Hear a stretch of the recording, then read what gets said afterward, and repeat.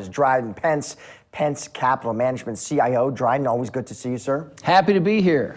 So listen, Julie was just pointing out some green on the screen today. A couple of interesting storylines. Disappointing consumer confidence, the news out of China.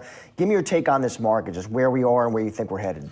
Well, I think in general, we think the market is going to continue to do fine. And part of it is record earnings turn into record markets. And you've got record earnings and record profits, both here's for 2024 and for 2025. And this consumer confidence piece that came up is, I think, as you dig into it, it really was more about the softest part of the soft landing. Mm-hmm. And so people making under $50,000, people in the 25 to 35, their consumer confidence has kind of come back because I think it's a relative movement. As we've said before, the economy's been moving at 90 miles an hour. We're slowing down to 50. It feels like you're standing still, but you're really moving 5 times faster than you can normally walk. And so while emotional reality and economic reality can sometimes be two different things. And I think we're seeing that with part of the consumer, seeing part of that with sentiment. But I think that the fundamentals are still awfully darn good. And we're moving into a rate lowering environment, which ought to be accretive to earnings, and that's what's driving the market. I want to linger, though, on confidence for just a second here, because one of the components of that consumer confidence is how people are viewing the job market.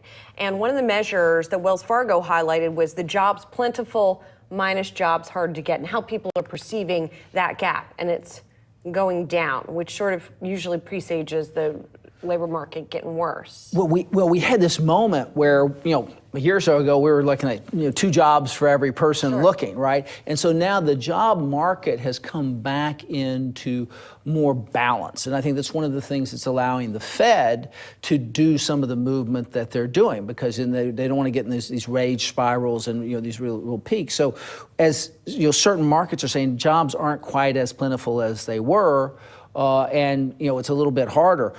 That means that we're moving to a balanced job market. And I think that that's important, because if you look, again, you got to break it aggregately. We've got more people working more money, making more money than ever before, right? But, where you are as an individual, you might make it not quite so plentiful. So it makes sense that people would say, hey, jobs aren't, I don't have 4 job offers, right? I only have 2, or I only have 1. Well, maybe take the 1, but it's still a job. Right. Let me ask you, Dryden, obviously the Fed is more focused on that moderating labor market. What do you think the path, the trajectory of cuts looks like from here? I think, I think the Fed probably wished they would have gone in July. You think it was a catch-up cut? Yeah, this is a catch-up. This isn't about the economy going bad or anything, right? It wasn't like, oh my gosh, we got to go 50 because we have a problem. It's like, yeah, let's catch up and move into this. So it's really all about cadence. And that's the whole big thing. We've gone from, do we have cuts, to what's the cadence of the cuts? So now we got a 50. So we probably look at one in November, 1 in December, that we will pull 1% out of it. And then probably next year you may have 1 a quarter, looking at how data's going to go, looking at how the economy is going to go. They make a move, we wait and see. We make a move, we wait and see. Because I think they want to make sure that if you think about Fed gymnastics, they stuck the landing.